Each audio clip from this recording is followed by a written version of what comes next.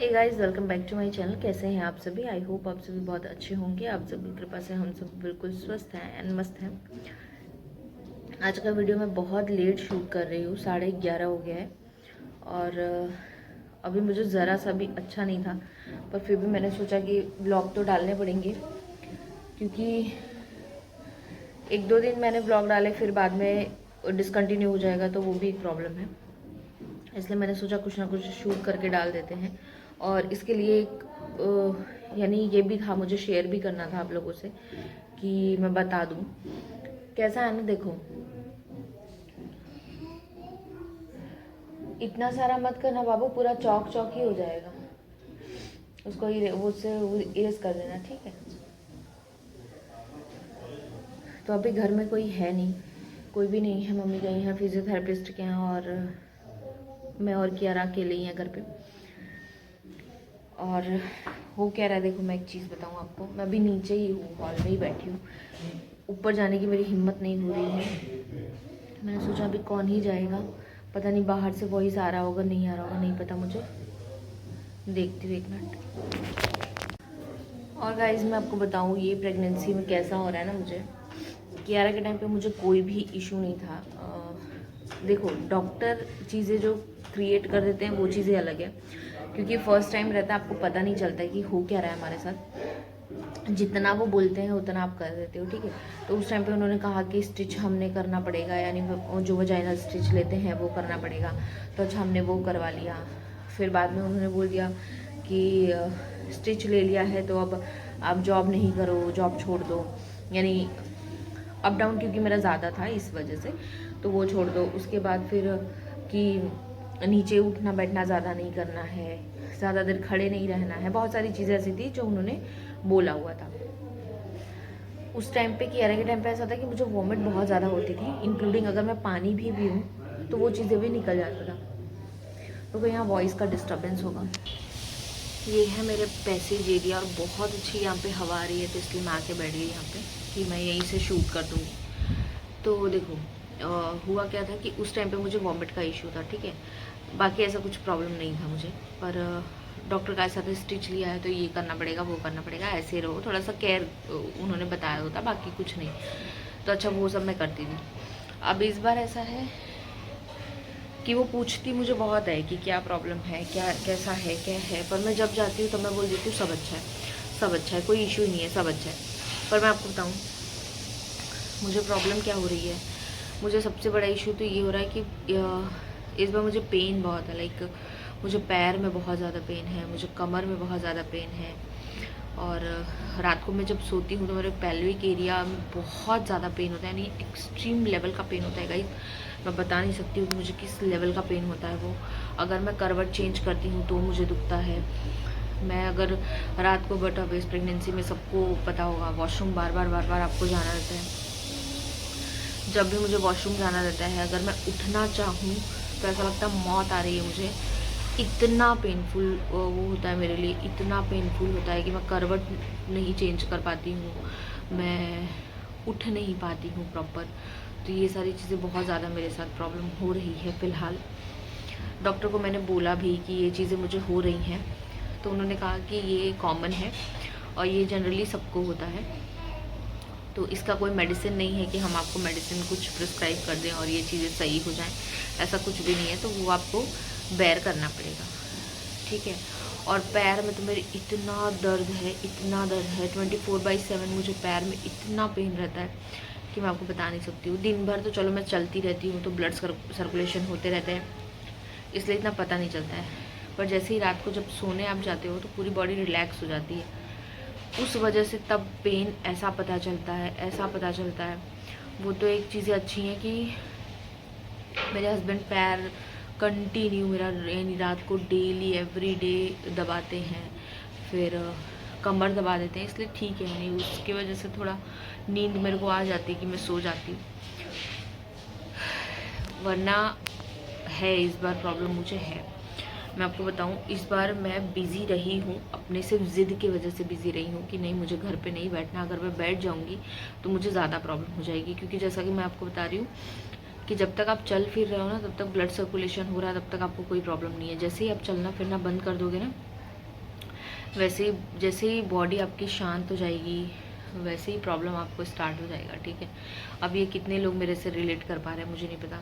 मेरे पैर में स्वेलिंग हो रही है, ये देखो मेरे हाथ में, ये देखो स्वेलिंग। जब मैं ऐसे मुट्ठी बंद करती हूँ ना तो मुझे खुद को फील होता है कि मुझे इशू हो रहा है बंद करने में मुट्ठी, ऐसा मुझे। आप मुझे देख रहे हो, अभी मैंने कुछ भी नहीं पहना है गाइस, मैंने सब निकाल दिया है क्योंकि मुझे इतनी घबराहट हो रही है उन चीज़ों से, इतनी घबराहट हो रही है उन चीज़ों से पहनने रखने से, यानी इतनी घबराहट हो रही है। 7वां महीना मेरा लगा और मैंने, क्योंकि पैर में मेरे स्वेलिंग स्टार्ट हो गई थी तो मैंने पायल बिछिया सब निकाल के रख दिया 7वें महीने में ही। अभी आप देखोगे ना मेरे पैर पे, यानी पूरा ऐसा सूज नहीं रहा है, कैसा हो रहा है कि जो एंकल वाला एरिया है ना वो वहाँ पे सूज जाएगा, फिर जो उंगलियों वाला एरिया है वहाँ पे सूज जाए, ऐसा ऐसा स्वेलिंग है। तो वो एक 7वें महीने से ही मुझे ये चीज़ें हो रही हैं। तो उसी टाइम से मैंने पायल बिछिया निकाल दिया, क्योंकि बिछिया मैं सोच रही थी कि पायल चलो निकाल देती हूँ, बिछिया तो मैं बाद में करूँगी ऐसा, लेकिन वो स्वेलिंग की वजह से पूरा एरिया कट गया था मेरा, तो इसलिए फिर मैंने निकाल के रख दिया। मैंने कहा भाई रिस्क नहीं ले सकते। आप रिंग्स वगैरह, ये उंगली देखो मेरी कैसी हो गई हैं, तो मैंने रिंग्स वगैरह सब निकाल दी हैं, सारे की सारी सब निकाल दी हैं। मैंने एक भी बैंगल्स नहीं पहने हैं, गले में इनफैक्ट सब कुछ निकाल दिया है मुझे, क्योंकि इतनी घबराहट मुझे होती है। सिर्फ मैंने ये नोज़ रिंग अभी रखा हुआ है, नोज़ रिंग से अभी कुछ ऐसा वो नहीं है, मैं बाद में निकाल के वो भी रख दूँगी, क्योंकि डिलीवरी के टाइम पे तो वो भी निकलवा देते हैं, बाद में देखा जाएगा, बाद में मैं पहनूँगी गाइस। क्योंकि अभी फ़िलहाल अपनी बॉडी संभालना मुझे लगता है ज़्यादा वो है इन सारी चीज़ों से, यानी जब तक आपको लग रहा है कि आप डिस्कम्फर्ट फील कर रहे हो आप मत पहनो, क्योंकि नहीं होता है, होता ही नहीं है, मैं आपको सही बताऊँ। तो ये सारी चीज़ें हो रही है। अब कियारा के टाइम का जो फ़ाइल था वो हमने मेडिक्लेम में दे दिया था, तो वो फ़ाइल रिटर्न मेरे पास आई ही नहीं, कुछ इशू हो गया था, मेडिक्लेम का भी कंफर्म नहीं हुआ और फाइल भी नहीं मिली, तो इसलिए वो फाइल मतलब इधर उधर हो गई, ठीक है। तो अच्छा था, बाय गॉड ग्रेस अच्छा था कि नहीं थी वो फाइल मेरे पास, नहीं तो अगर मैं इस बार भी वो फाइल लेके जाती तो डॉक्टर का वही था कि हाँ स्टिच करना पड़ेगा, ये करना पड़ेगा, वो करना पड़ेगा। तो मेरे हस्बैंड वही बोल रहे थे कि अच्छा वो फाइल मिसप्लेस हो गई नहीं तो इस बार भी यही सारी चीज़ें होती, ठीक है। मेरे फेस पे आप स्वेलिंग देख सकते हो, स्वेलिंग भी हो गई है। खैर वेट तो बढ़ ही रहा है, वेट तो बढ़ेगा ही, एक कॉमन सी चीज़ है, लेकिन स्वेलिंग भी हो गई है। ये सारी चीज़ें आप देखोगे ना, और इतने ज़्यादा, अभी तो मैंने थोड़ा सा फ़िल्टर लगाया हुआ है क्योंकि शक्ल देखने लायक नहीं हुई है। मैं आपको बताऊँ, यहाँ पूरा ब्लैकिश हो गया है, यहाँ पे पूरा ब्लैक ब्लैक हो गया है, ये चीज़ें पूरी ब्लैक ब्लैक हो गई हैं, दाने दाने दाने दाने सब निकल गए हैं।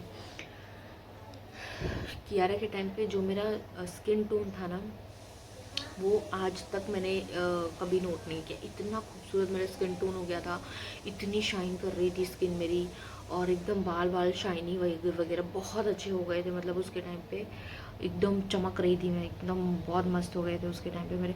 मेरे हेयर तो वैसे कभी हुए ही नहीं लाइफ में, और स्किन भी कभी नहीं हुई जितनी अच्छी कियारा के टाइम पे मेरी स्किन वगैरह सब हुई थी। और इस बार तो ऐसा है कि गाइस मेरा खुद का शक्ल मेरा मुझे देखने का मन नहीं हो रहा है, इतना गंदा शक्ल हुआ बना पड़ा है मेरा, पर क्या ही कर सकते हैं, ये सब हो गई। अभी गर्दन वगैरह भी मेरे यहाँ से थोड़े, और मुझे इचिंग की प्रॉब्लम बहुत ज़्यादा हो रही है, लाइक फेस पे भी इचिंग हो रहा है, ऐसा लग रहा है कि ऐसे करके निकाल दूँ मैं, बहुत ज़्यादा इचिंग हो रही है। और यही सारी चीज़ें चल रही हैं गाइस अभी फ़िलहाल, तो क्या ही कर सकते हैं।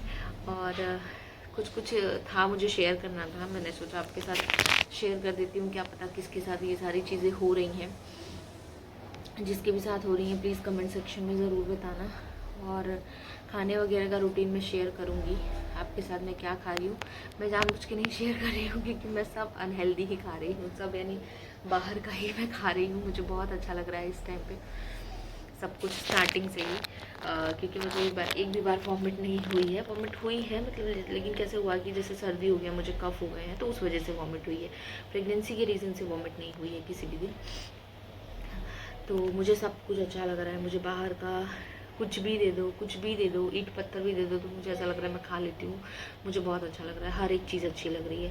कियारा के टाइम पे मुझे कुछ भी पसंद नहीं आता था, सिर्फ मैं टमाटर की चटनी बना के खाती थी और राइस के साथ खाती थी, बाकी मुझे दाल सब्ज़ी हर एक चीज़ से स्मेल आती थी। इस बार फ़िलहाल ऐसा नहीं है, इस बार मैं सब खा पी ले रही हूँ। तो बस हर एक प्रेगनेंसी यूनिक है, हर एक बच्चा यूनिक है अपने आप में, तो किसी को आप किसी से कंपेयर नहीं कर सकते हैं। और रही बात डिलीवरी की, तो देखते हैं गाइस, अभी नॉर्मल होता है, सी सेक्शन होता है, क्या होता है। एक सी सेक्शन हुआ है तो दूसरा नॉर्मल, अब बहुत रेयर केस में, वो भी इंडिया में तो बहुत रेयर है कि नॉर्मल करेंगे, देखते हैं। लेकिन जैसा भी रहेगा, जो भी रहेगा, और जैसा भी रहेगा कुछ भी कर नहीं सकते, क्योंकि लास्ट टाइम पे जो भी डॉक्टर बोलती है आपको वो चीज़ें जो है वो एक्शन लेनी ही पड़ती हैं लास्ट टाइम पे, तो कुछ नहीं कर सकते। कियारा देखो अभी वहाँ खेल रही है, देखो ये है मेरा किचन। और यहाँ पे सारे स्टोरेज के एरिया, क्योंकि रेंट का है तो इसलिए स्टोरेज एरिया नहीं था, तो हमने स्टोरेज इस टाइप से बनाया हुआ है, ये देखो। और इस तरफ जो है वो गैस वगैरह रखा हुआ है, बाकी हॉल है। ये चीज़ आजकल कॉमन है सिटी में कि आपका हॉल एंड किचन पूरा मिक्स रहता है। और ये है मेरा पैसेज एरिया पूरा, ये आप देखो काफ़ी बड़ा है और हवा बहुत अच्छी आती है, बहुत अच्छी। यहाँ पे आप कपड़े वॉश कर सकते हो, आप बर्तन वॉश कर सकते हो, सब कुछ बहुत इजीली कर सकते हो। पर हमारा कपड़े वगैरह तो सब मशीन में वॉश होता है। यहाँ पे सिर्फ ऐसे ही मासी पोछा वगैरह लगाती हैं, जो आती हैं हमारी यहाँ आंटी, वो जब करती हैं तो साफ़ उफ कर देती हैं वो। और ये ना, ये आप देख रहे हो, ये ऐसा ये पूरा वाइट रहता है।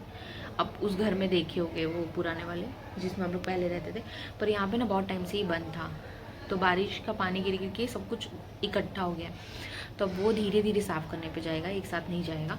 और एसिड वगैरह का ऐसा है कि मैं वैसे रहूँ तो मैं डाल भी दूँ, एसिड वगैरह साफ़ कर दूँ। फिलहाल ऐसे कंडीशन में मैं नहीं कर रही हूँ, तो इस वजह से एसिड वगैरह नहीं यूज़ कर रही हूँ, प्रॉब्लम ये है।